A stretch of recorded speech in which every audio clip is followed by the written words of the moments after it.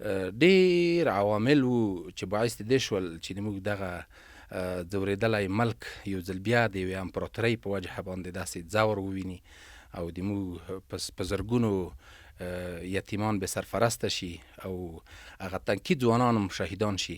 بهر لحاظ په دې تاریخ هم ګواه دی او د موږ دین د اصولو د نصوصو په بنا باندې یهود په هیڅ صورت د مسلمانانو دوستان نشي کېدلی. دا چې کله دلته چاپې وې امریکایانو په ساحه کې، نو دلته د شپې امریکایان راغلل، د دوی په کور یې چاپه واچوله، نو دوی بیچارهګان درې واړه په خپل کور کې په شهادت ورسول. هر وخت ویم چې خدای صبر ورکړي که نه ورکړی دی چې دی ډېره سخته ده، ډېره سخته ده او ډېر شیرین شی دی. ونه د 1909 هجري شمسي کال و، د اسد میاشتې 21 نیټه وه او د روژې مبارکې 2 شپه د پنجشنبې شپه وه چې په همدغه ورځ باندې د دوی په کابل کې په پوهنتون کې و، پوهنتون یې د سیمیستر امتحانونه د دوی خلاص شوي وو. برهان الله د هغه زمین شناسۍ کې و، اسماعیل د نیمه پوهنتون د یما په نامه باندې په دغو کې و، په 4م صنف یې وویني په هغه باندې په همدغو د هغه سیمیستر امتحانونه خلاص شوي وو، د راغلي و آخر کال یې ورته. او د فرید الله چې هغه په 12م صنف کې د شیخ آباد په لیسه کې و. نو دوی کور ته راغلل، د مور او د پلار د هغه ورونو د دیدن دپاره دوی دلته راغلل. دوی د ورځې دلته راغلل، دغه ټیم و، د غرمې ټیم و چې دوی په 12 بجو د موټر دلته کوز شول راغلل کور ته. او د شپې روژه موږ ماته کړله، چې روژه ماته کړله ولاړو جومات ته تراویح د هغه هم ټول وکړل، مراسم حل شول. کور ته چې راغلل دوی ولاړل څملاستل، دوی په دغه کوټه کې څملاستل او موږ دننه وو. خو د شپې داسې وخت و چې 2 بجې وې چې هغه شوله داسې غږ وشول. ما برسېره چې کتل چې په دغو بامو باندې د موږ ټول امریکایان ولاړ وو. نو ما په کور کې منډه وکړله، خو په دغه کې د ټک ټوک وشول. دا وینې معلومېږي، دغه وینې د دې وینې دي. اسماعیل دلته و او فرید الله په دې ځای کې دلته هغه شوی ویده و. ټک ټوک وشولو، په لاسپیکر کې غږ وشولو، هغه دی چې هغه دی برون ته راووځي. یا دو ته سر ما منډې کې چې برون ته راووځم، دی باندې چیغه وکړم، دی باندې چیغه وکړه چې دلته برون د ما زامن هغه دی بیده دي. خو دغه پورې م هغه نه شو، دی په لاسپیکر کې غږ وکړ برون ته راووځئ. برون ته راووتلو، برون ته چې راووتلو بیا هغه کړلو ده لاندې دی په بامو باندې ولاړ وو. هغلته یې ونیو، د موږ لاس چې هغه کړل ول چې عقل شته او تلاشي یې کړل. تلاشۍ نو خواته داسې یو ګوښې ته یوه موږ دالان ورته وایو، دو ته یې دلته بوتللم. بیا ورته ویې چې هغه دی د طالبان چېرته دي. ما ورته ویل چې په طالبانو باندې زه نه یم خبر، زه د طالبانو سره کار نه لرم، زه په خپله یو تجار سړی یم، د تیلو کار کوم، زه په دو باندې نه یم خبر. هغه ورته ویې چې نه طالبان چې د مشرانو نمونه ورته ښودل، دغه چېرته دی، فلانی چېرته دی، پستانی چېرته دی. حتی چې په د پاکستان کې خلک وو د هغو نمونه یې ماته ښودل، ویې چې هغه چیرې دي. بیا ما ورته ویل چې زه ډېر په عذاب کړلم. ما ورته وایم وګورئ اوس نن ورځ دنیا چې ده، دنیا ډېره په مخ تللې ده. نو که ته ماته وایې چې زه د طالب څخه کار لرم، ته د طالب چې په ما باندې اثباتوي، کوم ثبت لري، ته کوم عکاسي څه شی لري چې ته ماته وایې چې ته د طالب څخه هغه لري کار لري یا ته طالب. خو په دې کې به دا عاجز شولو، هېڅ غږ یې ونه کړل. پس دغه د ما په سر باندې ده. نو ما په دغه وخت کې ورته ویل چې د ما زمن برون په کوټه کې هغه دی ده بیده دی. وی څو دي زمن دي، څوک دي هلته؟ د هغه یې سبا وخته ما ورته ویل اسماعیل دی، برهان الله دی او فرید الله دی. دا څه کار کو، دا څه شی کو، خدای ټول هغه سره واخیستلو. ما ویل صحیح ده. پس دغه هغه کڅوړه راوخته، مې په سر باندې راکش کړله او تر لاس یې ونیولم، کش کولم یې. خو دوی ځای چې پورته بوتللم، داسې 1 کیلومتر لږ به وي، هغو ځای ته چې ورسېدم هلته یې کېنولم. بیا ورته ویې هغه دی ده ته دلته کېنه. چې کېناست، یو ساعت به ناست وو چې دا و چې تیارې راغللې. په تیارو کې یې پورته کړلو، بوی تللو هغه ته لوګر ته. په لوګر کې هلته چې څنګه کېنولو، هغلته هم هغه په سر باندې وي، خو چې داسې په بندیخانه کې ما داسې وکتل، د هوا داسې شنه وه، دغه ځایونه ما لیدلي وو. نو په دې پوه شوم چې یاره لوګر ته یې وستلی.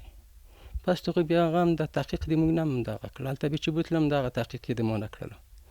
وی چې تو د پلاني طالب سره څه روابط وو، دوی سره د څه روابط وو، د ورځې د څو وارې تا ورسره لیدل، تا څو ورسره کول. بیا ما ورته ویل زه د طالبانو سره کار نه لرم، خو که تاسو کوم ثبت لرئ په ما باندې، کوم اثبات لرئ یا کوم عکاسي لرئ، نو هغه د کني دا بې ځایه خبرې دي، ټولې هغه کولې. زه خو په هغو شپه چې کله دوی شهیدانېدل زه په هغو شپه نه وم. زما شپه میدان شهر کې وه. کله چې سهار لمونځ مو وکړ، پشنمه یې وکړ، په میدان شهر نه حرکت را وکړ، خپل موټر را سره وه، ورور هم را سره وه. کله چې راغلو دغو ځای ته را ورسېدو نو دا تیاره هم وه، داسې رڼا هم نه وه. نو چې دلته راغلو چې د کور په مخ کې خلک تاوېدل. د ورور ته ویې ما څه کیسه ده؟ ویې نه پوهېږم، خو لړی په دې چې دغو ځای ته را ورسېدو دی پې کوټې نه را وایستل یو چې برحال نه دی کوټې نه را وایستل.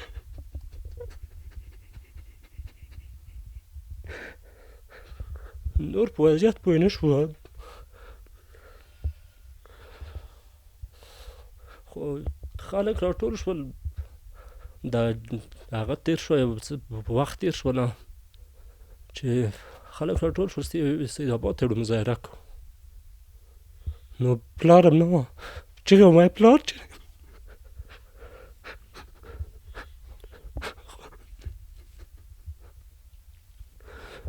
پلار هم چې هغه شوی بولی بندي دی،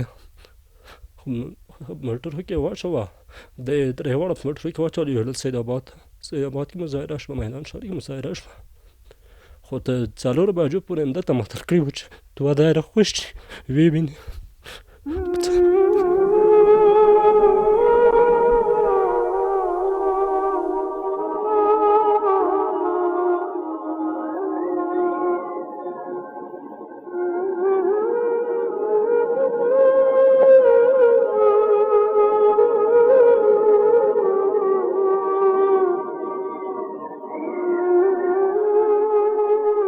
همالته د کلیوال د موږ چې ګیسته اخیستل، د کلیوالو ټولو مظاهره وکړه، ته په د ولسوالۍ په سطحه، د ولایت په سطحه د ټولو خلکو مظاهره وکړله چې موږ څه داسې ظلمونه کېږي، داسې محصلین د موږ هغه کېږي، د سر خلک چې دي د موږ هغه سر خلک د موبایل نه درومي.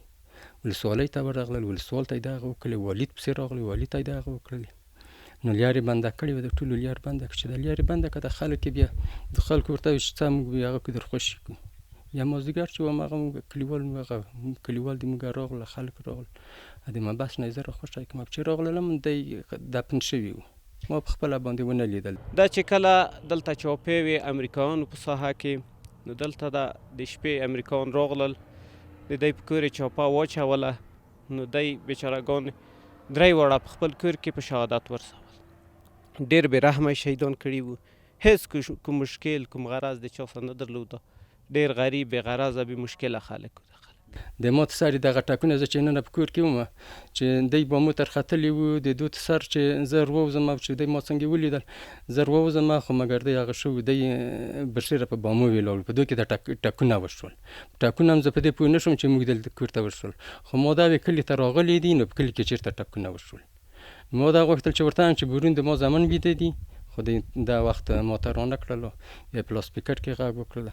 دی په هغو ساعت کې دی ما د هغه لاسپیکر ته سر یې دی شهیدان کړي وو، ولې یو کنکای زوی د ما ورسره پروت وو، هغه هم داسې 7 کلن 8 کلن وو. نو هغوی چې راغلل، هغه دی د سم د لاسه چې څنګه یې ور خلاص کړلو، ډزونه یې وکړل. چې ډزونه یې وکړل، زه په ژړا شولم.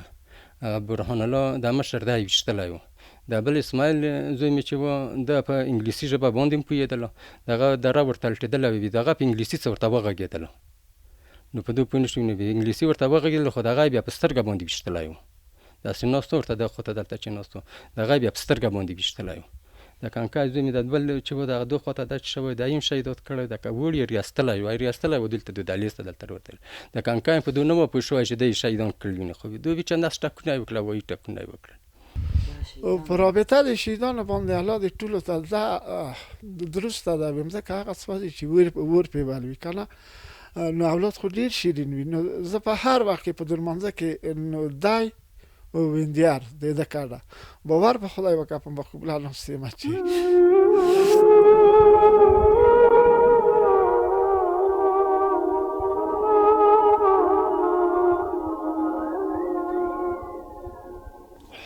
هر وخت ویم چې خدای صبر ورکړي کنه ورکړی دی چې دی ډېره سخته ده، ډېره سخته ده. اولاد ډېر شیرین شی دی، خو الله دې هم دا دنیا ورکړو، هم دنیا خدای ورکړو، خدای دې یوازونه ورکړي، انشاءالله یوازونه یې خدای ورکړي، ډېر اهل اولاد نماسیان خدای ورکړي، ډېر ښه اولاد خدای ورکړی دی.